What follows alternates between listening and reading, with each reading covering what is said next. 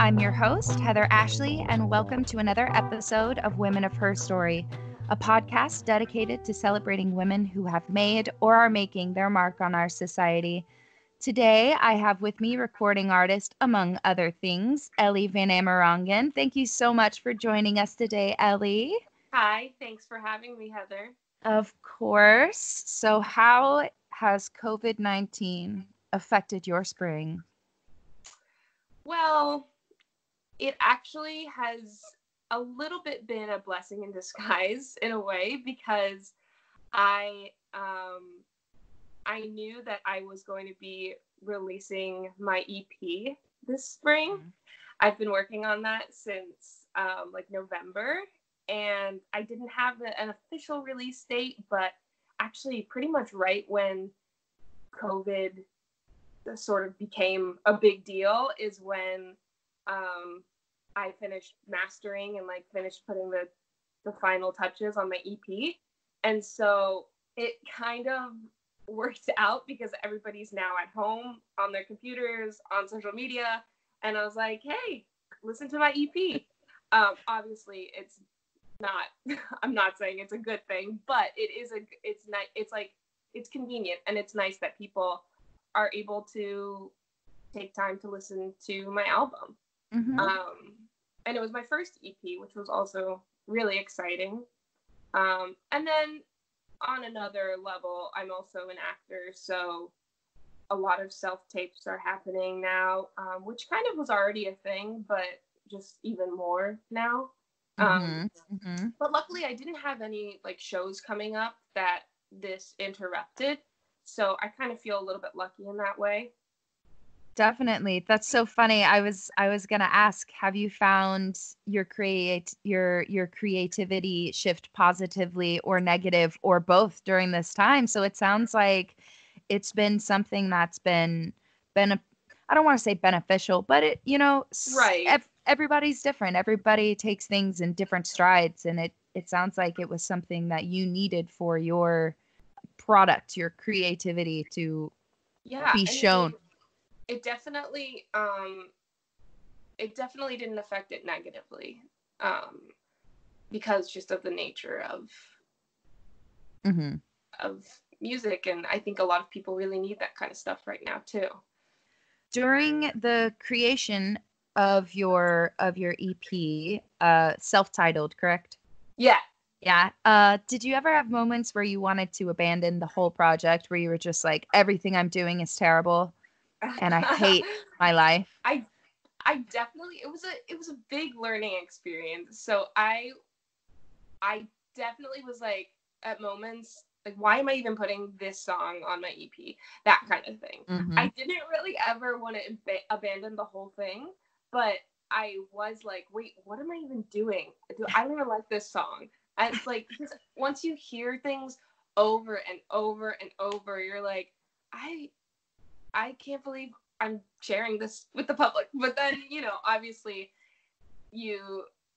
once things started to come together, I would listen to, because I would get I recorded at the studio in Brooklyn, with New Warsaw Studios, and I would go and I would record my guitar part one day, and then the next day I hired a drummer for 2 songs. His name's Keith Robinson, and so he came in for a couple of days, and so slowly you would piece together the entire album. And so I would have different parts of it to listen to as I was I would have different mixes, different versions of it. And so hearing it come together was really cool. And then of course, once I heard the final product, I was like, okay, yeah, this is pretty cool. Yeah, you're like, I'm doing the right thing here. Yeah.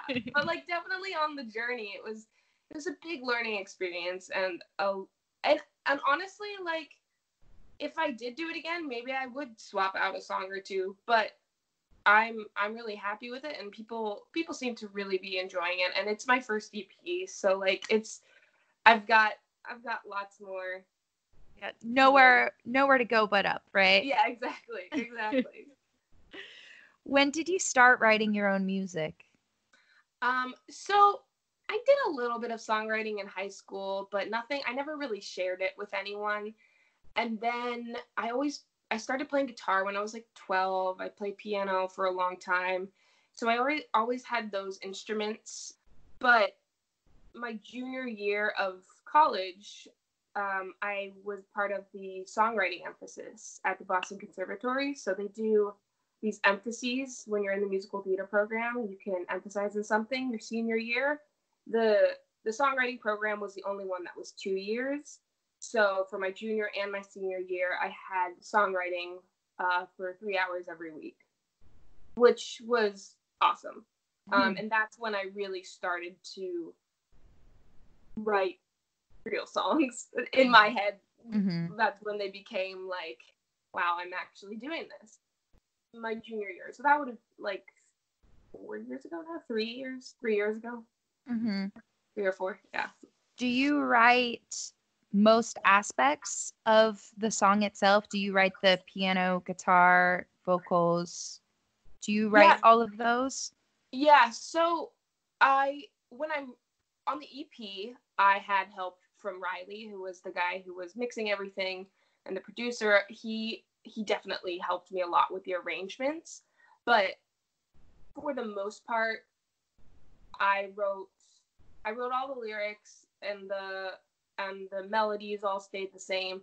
It was mostly just like the bass line would change, like, because I hadn't written a bass line and he played the bass for me, so things like that where he kind of would have to just create the bass line, or and then there's one song where I have piano where it kind of started as it started on guitar, and then we were like, this might sound good on piano, and then we kind of experimented, and then I ended up writing a piano part for it. So it was definitely a collaboration.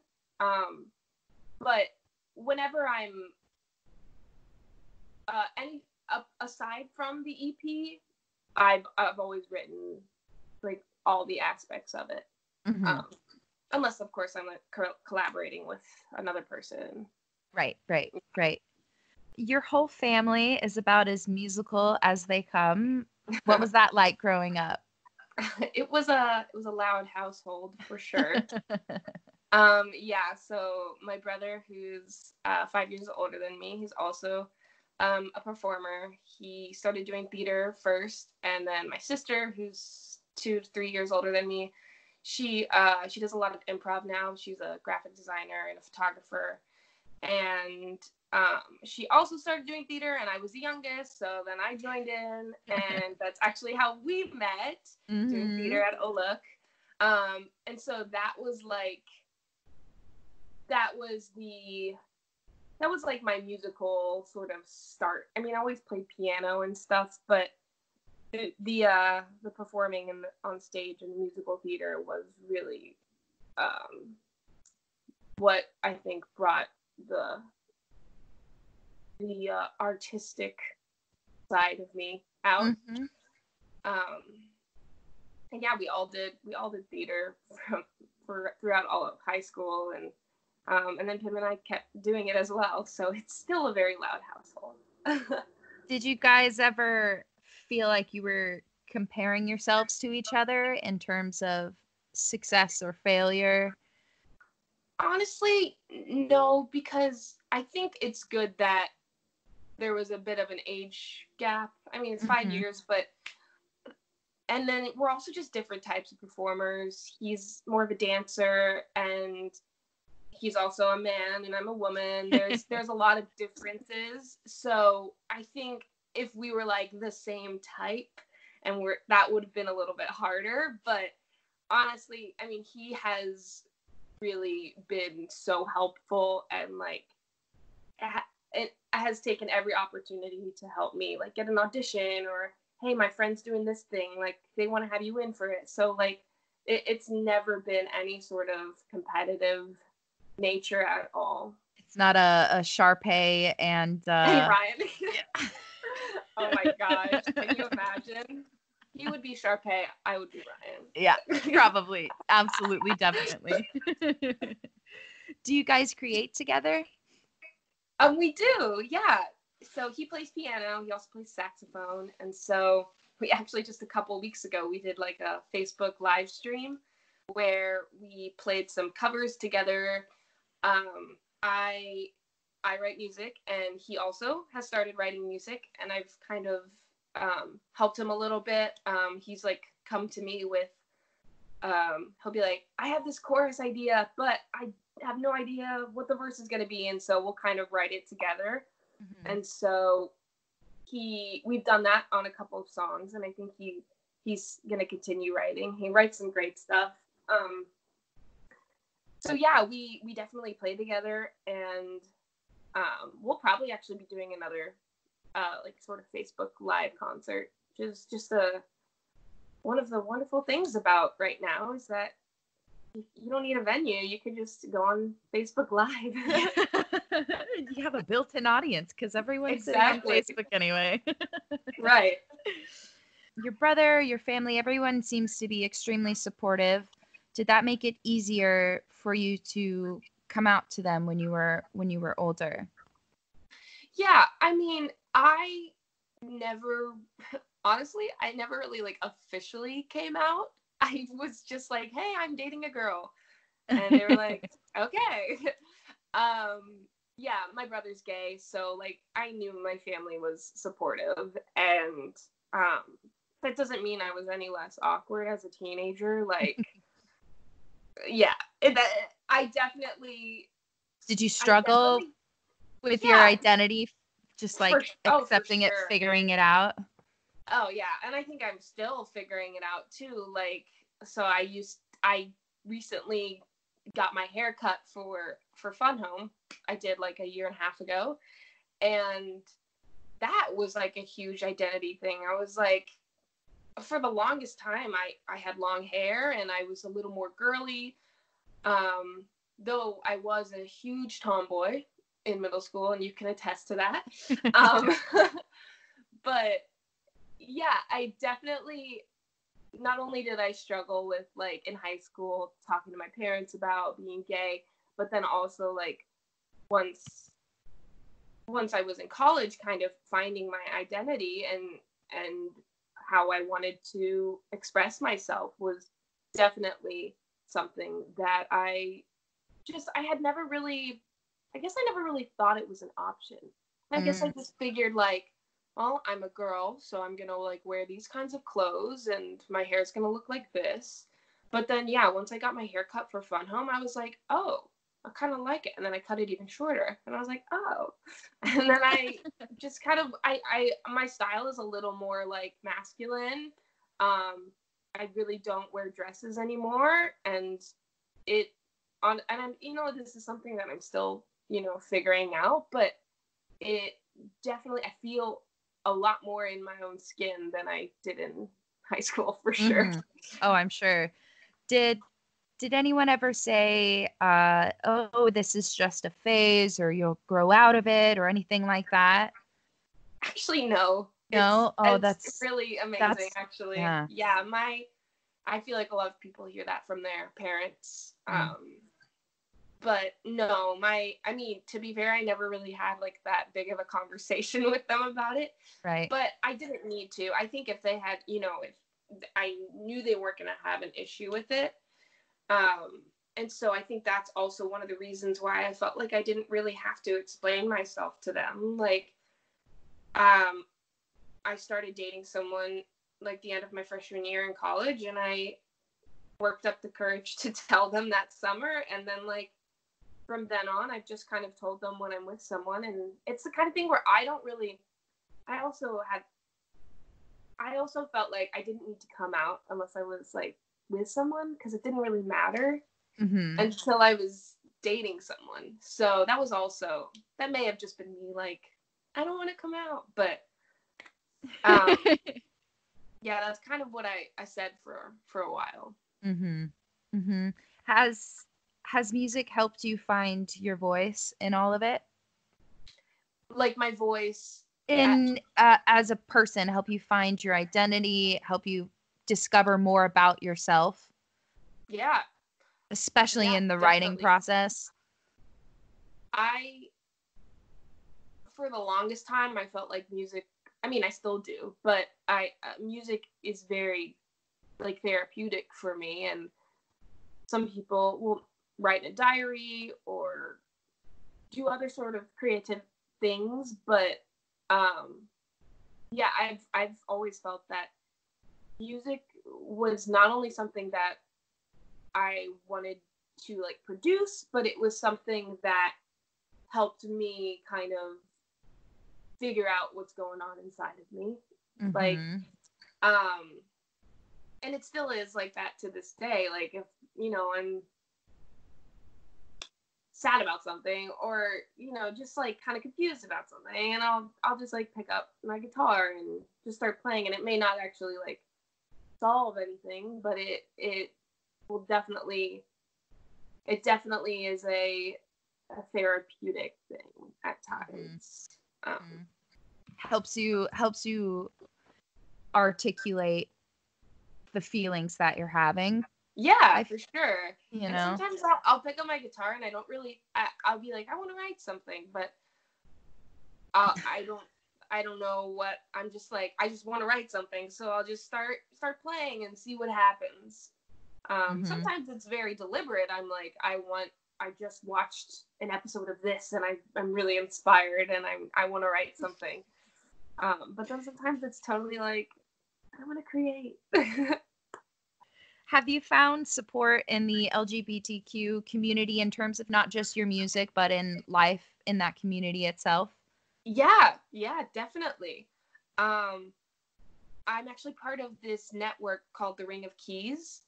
They're a network for queer women and trans and non-binary people. So basically, like, the queer community. And they are a group of people who work on stage for musical theater and off stage. So it's a very big network.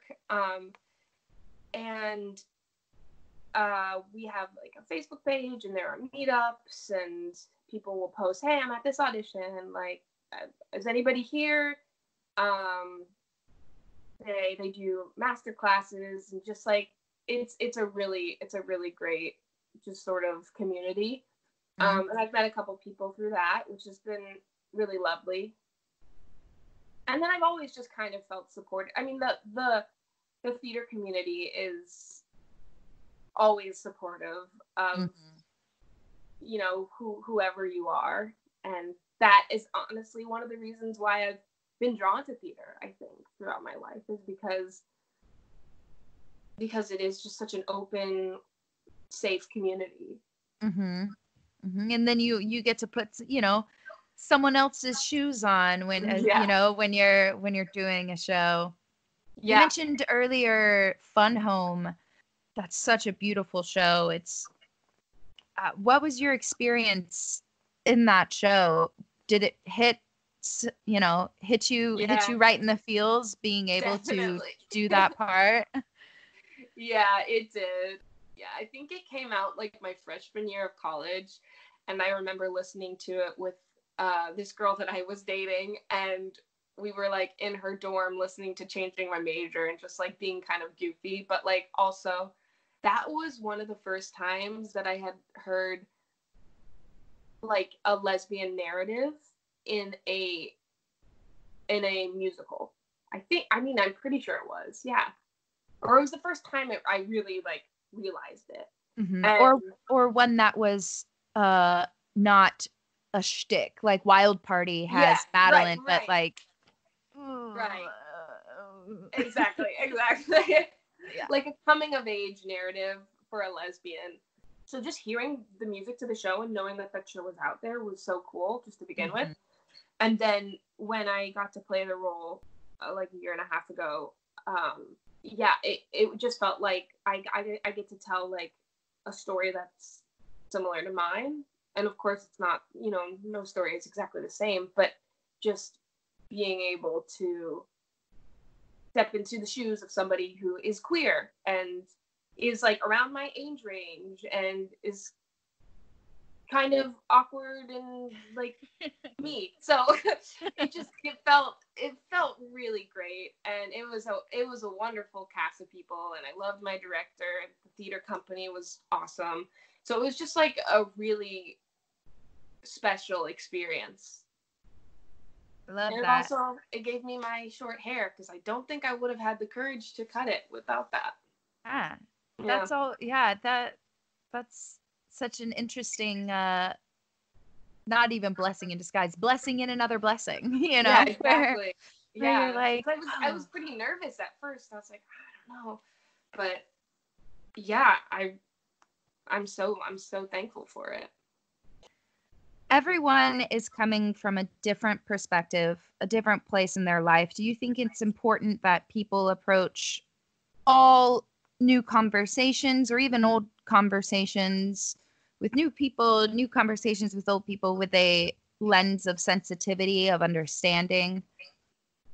Yes, absolutely. I think that specifically when I think the only way to really have those conversations is to be empathetic and to be sensitive, and to kind of say or to even say, I don't have any idea what you're going through, what it is like to be you, but I can sit back and listen. I can be empathetic, and I can receive the information you're giving me and maybe take part. But yeah, absolutely.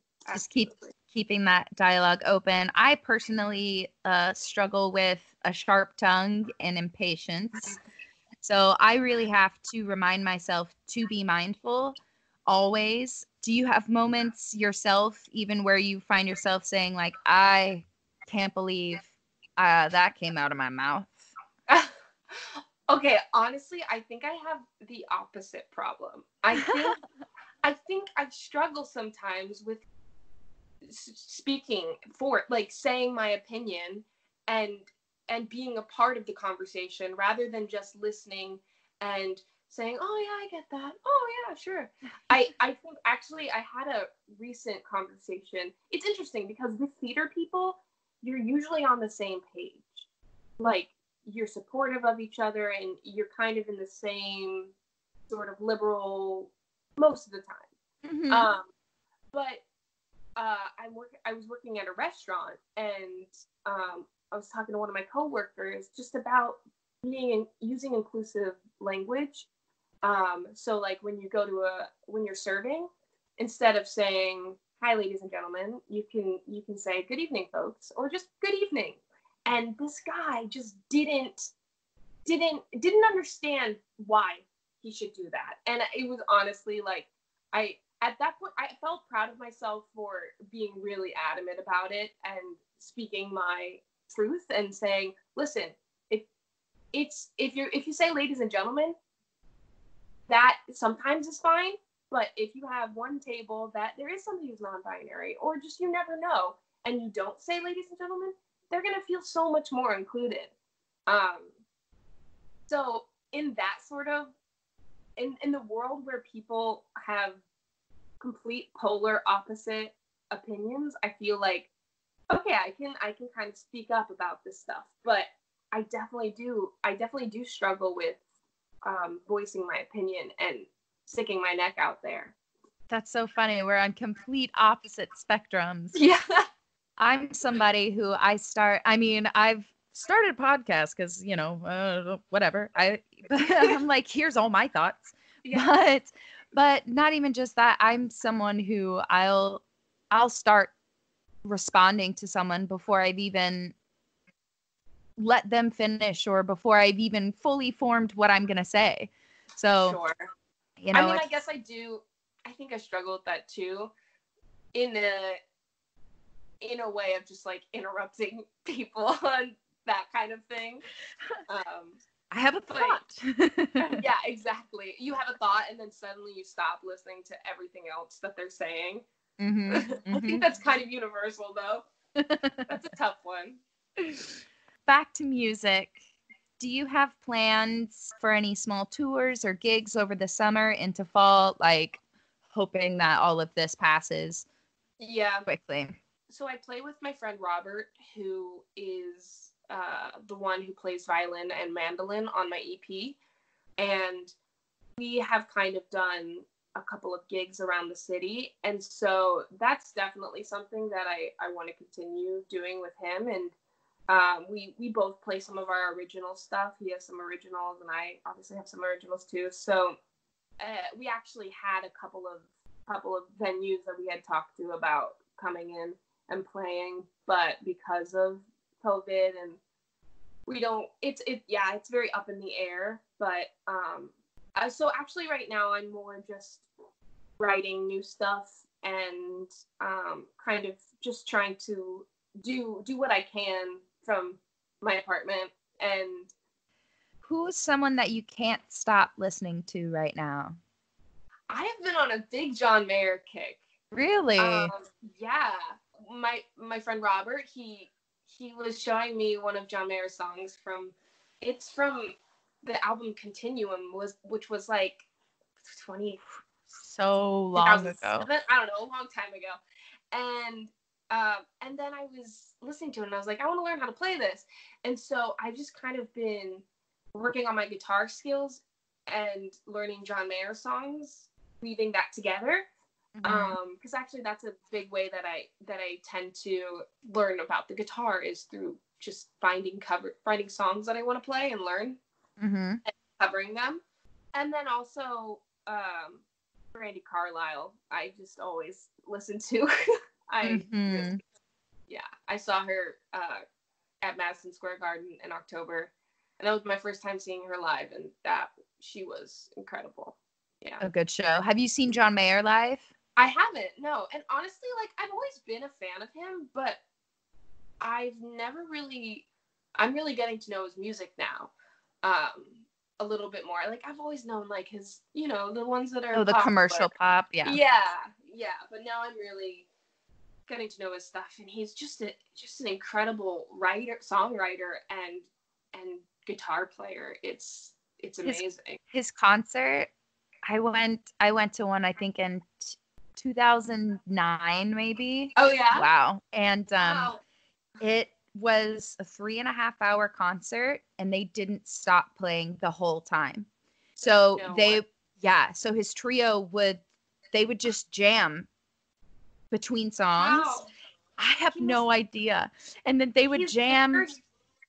Oh my God. And then what they would do is they would like hint to the next song that they were going to play. They would like play maybe just a tiny little bit of a lick. Yeah. Out of it. Oh my gosh. That's awesome. It was way more of an experience than I thought a John Mayer concert was going to be. Because you think you're just going to like fall asleep, honestly, but you don't. It's so good. Shout out to John Mayer. That's really cool. Yeah, he's amazing. Yeah. Is there someone of any profession that really inspired you and made you think, she did it, I can do it too? I have, since I was in like middle school, my favorite songwriter has been Sarah Bareilles, and I still listen to her, but I've just kind of like branched out a little more now that I'm older. But yeah, I started listening to her. Actually, my brother showed me her music when I was like 12 or 13, and we would listen to this CD of, I think he like he downloaded like some songs from YouTube. So like they weren't even like on an actual album. He like downloaded them and then burned them onto a CD. So they were like, there was this CD of a bunch of different songs, but I think they were all Sarah Bareilles actually. And some songs that like she just played once at a gig and somebody recorded it, and now we're like listening to it in my mom's minivan. Anyway, so I started hearing her stuff, and then she really informed my voice, my songwriting voice, especially in high school. And then, of course, when I heard she was writing Waitress, that was so cool. And then I saw her in Waitress, which she was great. And I guess it was less of a if she can do it, I can do it, but more of just well, maybe a little bit like if she can do it, I can do it, because the sort of, because like I love songwriting and I love performing, and that's kind of something that I've always, it's never been a clear one or the other. I studied musical theater, and so that has always been a little bit ahead of songwriting, but like now that I'm not like in a conservatory program studying musical theater, it's really up to me. And so to see the marriage of Sarah writing a musical and then being in the musical is really just so cool. And like writing in a musical that's not like a conventional like Broadway musical. It's very poppy. It's not what you necessarily would expect. It's more, it's definitely contemporary, and it's people like that who those sort of stories are really inspiring, and what would make me think, oh, maybe that's something I could do one day or right now. Yeah, absolutely. Have you ever thought about writing a musical? I definitely have. I've or like a song cycle, maybe even. I kind of did like a little. It wasn't really a song cycle, but I called it a song cycle. At my senior year of college, I basically just put together a bunch of songs that I had written and asked a bunch of my friends to sing them, and we did them in a studio, and it was really fun. But yeah, it's been on my mind, and I think I struggle with what I feel really confident about is writing songs from the perspectives of characters. So like if I'm watching a movie, like I will often be like, oh, I want to write a song about that moment. But I think I struggle a little bit more with like the initial process of like, what is this going to be about? So actually I have thought of like, oh my gosh, I want to make a musical of that movie. But I've yet to attempt. Outside of music and the arts, what's something that you like to occupy your time with? I am pretty sporty, so I actually just started going to this thing called Dyke Soccer. Shout out to Dyke Soccer. I actually haven't. It's not happening right now, but and I didn't go over the winter, but I went a couple times in the fall. It's basically just a group of queer women playing soccer. I played soccer throughout high school. I also played basketball. So I did that a couple times, and it's out in Brooklyn, which is a little bit of a trek for me. So that's also why it's only been a couple times. But it was so much fun, just like running around and playing soccer and meeting new people. Sports are definitely a thing sports and like spending time outside, going for runs. Kat, what else do I like to do? It's hard because my occupation, they're like my hobbies. So it's like, I'll think. I have other answers for that. No, maybe that's good. I think those are completely valid. I love going to live music events, obviously. Like seeing a concert or seeing my friends play. The energy at those are always so... Yeah, it's just like inspiring. Hearing music live is it's an experience, and it's definitely one way that I take up my time. So to wrap this interview up, it's time to ask the final two questions. I ask the same questions to everyone who comes through the podcast. So the last two, everyone gets the same. The first, what is your second favorite color? My second favorite color. That's a hard one. like a light purple. Light purple. Like a lavender. Lavender. Why do you like lavender? It's like calming, and it's not. I like sort of more like pastel like colors, and soothing. It's soothing. And finally, what, in your opinion, is the best part of being a woman? And it can be a layered answer if you've got some things you want to say. That's a good question. I think there's a sort of unity between women that is really powerful. Just knowing that women have overcome a lot of obstacles, and women before me, and still have to continue to. And there's definitely a strength that women have. It's like a sort of bond. It's like maybe we're not, we're not all from the same backgrounds, and we're in different walks of life, but do share something. And I think that's pretty powerful. Just knowing that there is like an unspoken bond between all women. Mm-hmm. I really do want to think about it though, because I feel like I don't think I've ever been asked that before. I think that I've had to being a woman in different environments. I'm thinking specifically like at work. I work as a host at a restaurant. I feel, there's definitely discrimination there against women. Like all the managers are men, and so they definitely favor a little bit the men employees. I can see that, and it kind of requires me to take a step back and just really observe and be really thoughtful with my words. And I think mostly just being a woman, because of the inequality and the discrimination women face, it has made me more of a thoughtful and empathetic person.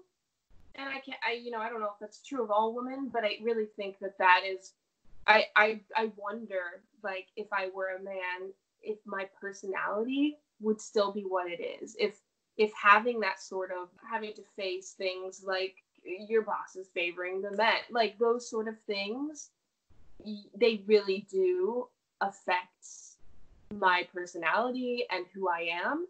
Mm-hmm. But I think they do for the better. Ultimately it's like a horrible thing, but I think that the way that women overcome those situations is what is most incredible about being a woman and about women in general. Mm-hmm. Yeah, absolutely. Definitely. Is there, and before I close out, is there anything you would like to say, maybe where we can find you on social media or anything like that? Yeah, you can find me on social media on Instagram at Ellie Van Am. I recently started TikTok. Oh. So you can also find me on TikTok at Ellie Van Am. And my EP that I just released is on all music streaming platforms. So if you have Spotify, iTunes, Apple Play, Apple Music, what is it called? Yeah. It's Ellie Van Amerongen EP. So take a listen. Amazing. And the spelling of your name will be on the episode, so no worries on that. Yeah, just give it your best guess. Well, thank you so much for joining us today, Ellie. Thank you for having me, Heather. This is such an amazing podcast, and what a great way to put your creativity and your just everything you've got into something during this time. Thank you. I can't wait personally to hear more and see more from you as your career continues. You're so easy to chat with and down to earth. So it's such a good vibe, that you're good energy, good vibes, and all of that goodness. And thank you, listeners, for tuning in again. Don't forget to subscribe, rate, leave a review. You're always welcome to shoot an email to womenofherstorypodcast@gmail.com. You can also follow us on Instagram at womenofherstorypodcast. Until next time, be safe, stay healthy, and show the world what you're made of.